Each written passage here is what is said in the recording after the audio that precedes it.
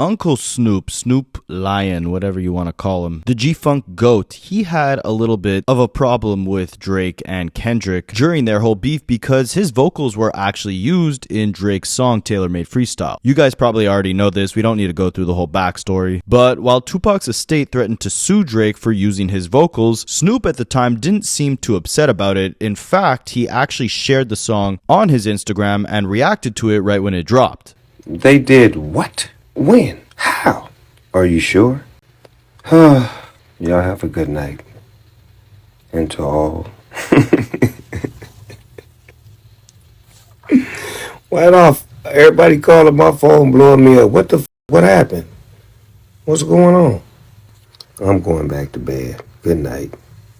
Then, obviously, Kendrick spoke about this on Whacked Out Murals, saying that Snoop posted that song and he prayed that it was just because Snoop was super geeked on edibles. And Snoop hopped on Twitter quickly after and emphasized that, yes, it was indeed the edibles. But now he's taking it a step further by actually apologizing to Kendrick for even sharing the song to begin with. He did an interview in promotion of his new album, Missionary, with Dr. Dre, and I don't know about you guys, on a side note, I was really disappointed with that album. Like, maybe I was expecting another Doggy Style, maybe I was expecting another Chronic, but I don't know. Snoop and Dr. Dre together never miss, and Dr. Dre alone has never put out a project I've been disappointed by. So hearing this, I was let down. I hope it was just the edibles, but let me know what you guys think about that album in the comments. Now, in promotion of the album, Snoop did some interviews and he spoke on this situation with Kendrick, along with a couple other things. So first, Snoop explains the origin of him and Kendrick's relationship, and as far as their camaraderie in the public eye, that started way back in 2011 after Kendrick dropped his first, well, technically his first album, Section 80, and a bunch of West Coast icons got on stage at the House of Blues with Kendrick, including Snoop Dogg, The Game, Corrupt, and more, to basically pass Kendrick the torch as being the next in line to control the sound of the West Coast. Drake even referenced this on Tailor Made when he's using Snoop Dogg AI vocals to give Kendrick a pep talk, saying like, you know, we passed you the chain at the House of Blues, like now it's up to you. What the hell are you gonna do? But yeah, in this interview, Snoop Dogg breaks down that whole story, stating that at the time it was The Game who had that torch. Again, this was 2011. The Game was gearing up to drop his fourth #1 album, the Red Album, and it's cool to see Snoop Dogg really give The Game his flowers, because The Game is obviously highly overlooked in hip-hop conversations, whether it's within the West Coast or even beyond. And he gets overlooked, obviously, likely due to his antics. I mean, between him getting into like 80 different beefs throughout his entire career, even beefing with Dr. Dre's proteges 50 Cent and Eminem, The Game threw a temper tantrum when he wasn't invited to perform at the Super Bowl halftime show with Dr. Dre and Snoop Dogg and Kendrick and M. And they emphasized like, yeah, we made the right decision by not inviting The Game. He didn't deserve to be there. But even with that potential bad blood or animosity, it's nice to still see Snoop Dogg acknowledging The Game's contributions to hip-hop. Well, at that time, The Game was the one that was carrying the torch. He was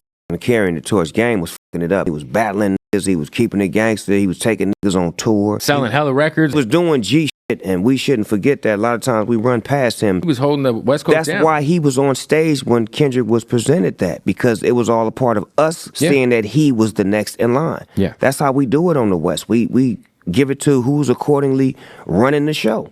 Yeah. So Game, naturally on stage with me, we felt like he the one. Then Snoop details how that passing of the torch actually happened, emphasizing that it wasn't a planned thing, but Kendrick was killing his show so hard, Snoop Dogg just felt like he had to do it. And it wasn't no discussion that we had 3 weeks ago. That shit happened right there on the spot. Happened on the spot. This nigga was fucking it up. We in the crowd watching this nigga fuck it up. I'm sitting with Dr. Dre in the crowd, watching this nigga fuck it up. And I'm like, I gotta go on stage. Just Dre, I'm sorry, I can't be in the crowd. So I go on stage, and he do another song. Then another song, and they look over at me and they hand me the mic. I'm like, man, fuck all this shit. This is the king. And everybody agreed. And that broke down in tears, and it was beautiful. Then Snoop acknowledges how far Kendrick has come since then. Because I watch him now, and I see all the work he put in before he took the crown and after he got the crown. He is a true king. Snoop is then asked what he thought of Kendrick mentioning him on Whacked Out Murals and why he tweeted out that it was the edibles. And Snoop emphasized that Kendrick as a rapper is supposed to speak his mind and tell his truth. That's my nephew, man. He's a rapper, man. He's supposed to speak his mind and tell his truth. Yeah. That's the way he felt, you know what I'm saying? And he has the right to say that. I'm his big homeboy, so I have to take what's given to me from his perspective because he's speaking truth. Yeah. And the truth shouldn't hurt you. It should make you better. And it's really cool to see Snoop Dogg adopt that perspective. Usually it'd be the reverse, like respect your elders type of thing and, don't necessarily go at them if you feel like they're out of line. But I think that changed a lot with this current generation. Like we saw J. Cole talk about on his Inevitable podcast that early on in his career, Jay-Z was really pressing him for a hit. And Cole kind of gave Jay-Z some perspective on how he should approach an emerging rapper in the blog era, since times were changing and radio hits weren't necessarily as important. And from then on, Jay-Z kind of gave J. Cole that creative control to do what he thought was best for his own career. And then obviously we also saw Drake dissing his greatest inspiration, Kanye West, for years, and Kanye later saying that Drake, in his opinion, is the greatest writer of all time.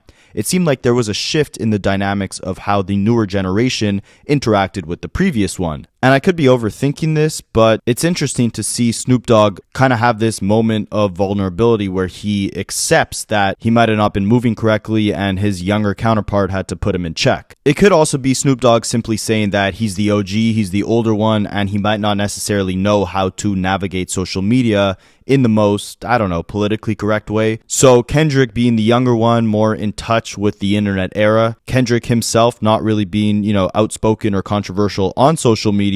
He's kind of showing Snoop like how his posts could be perceived in the wrong way. Kind of like you telling your parents not to post embarrassing stuff on social media. Or kind of like how J. Cole pressed Jay-Z in terms of, look, like you might not be familiar with how the internet operates, but I could create a solid fan base on my own through my mixtapes, and I don't necessarily need that, big pop smash hit with Lady Gaga to sell albums because I developed a core audience. And Snoop very much surprisingly apologized for posting Tailor Made to begin with. I'm one to accept truth when it's brought to me directly. He feels that I shouldn't have played that. Damn, I was on them edibles, my nigga. Gotta be more careful. You right, nephew. Then Snoop Dogg tells the story of how he ended up posting Tailor Made in the first place, and basically he said he didn't do it intentionally. It was a collaborative post for his seltzer brand, Gin and Juice, and whoever made the post had put the music on it. He wasn't the one who did it and never heard the song playing before he posted it. What happened was I did a collaborative post with someone. When I do it, I don't listen to the music. So when I post it, I'm thinking I'm posting Gin and Juice. I don't know what song this is. Then I get the word, nephew, didn't like what you did. What did I do? You played some music. What music? Then I had to go look at I'm like, oh, that's cuz. Damn. So then I deleted it, called nephew, left him a message because he ain't pick up. He was working on his shit, this Uncle Snoop. I got the message. I apologize. I was up. My bad. And what's interesting is the fact that instead of responding to Kendrick's disapproval with like an F you, I'm neutral in all this, I could post whoever I want, Snoop claims he actually apologized and took Kendrick's side. I don't know if he was just scared that the boogeyman would drop a Not Like Us on him or what, but it's cool to see. Then Snoop is asked directly how he feels about his voice being used by Drake on Tailor Made, and he makes an interesting point in that he's such a public figure that anyone has easy access to him or using his likeness, even if it's through AI. So it didn't necessarily surprise him, but he did disapprove of it. Did you feel like weird about Drake using your voice? Man, I don't want to be in nobody's shit, man. I like being in my own shit. You know what I'm saying? Because you didn't know that was happening. No, I didn't. To me, like, if you were going to do that, like, you should, like, tap in. Like, hey, I'm going to use your voice. But see, I'm such a big figure. I'm Uncle Snoop. I'm accessible to everybody, so everybody feels like they can because I don't have too many parameters when they come to me. And Snoop makes it clear that no matter how easy it is to imitate him or use his likeness in records or any sort of promotional initiative, using him in a beef is a flat-out no-go. He wants no involvement in it. It's on Drake and Kendrick to resolve their issues on their own. But when it comes to beef, that's a real parameter that I do have. I don't get in nobody's beef. I'm usually the one who ends the beef. But if it's out of my reach, then I step out and allow two men to get an understanding. And that's what I feel like these two men and two rappers should establish, where they don't need me to take sides or jump in. But as far as picking a side in the battle goes, Snoop emphasized that he stayed neutral because he knows that they could fight their own battles, but at the end of the day, his heart lies with the West Coast. And if Kendrick felt he was out of line throughout the beef with his reactions, then Snoop takes full accountability for that, and he'd stick by Kendrick if K-Dot felt like he needed help throughout the beef. I'm from the West, so my heart lies on the West. Yeah. Well, when it comes to this shit, you gonna handle your business because you from the motherfucking West. Right. You don't need no help. Right. And if you needed help, you wouldn't have to ask. I would have been on the double.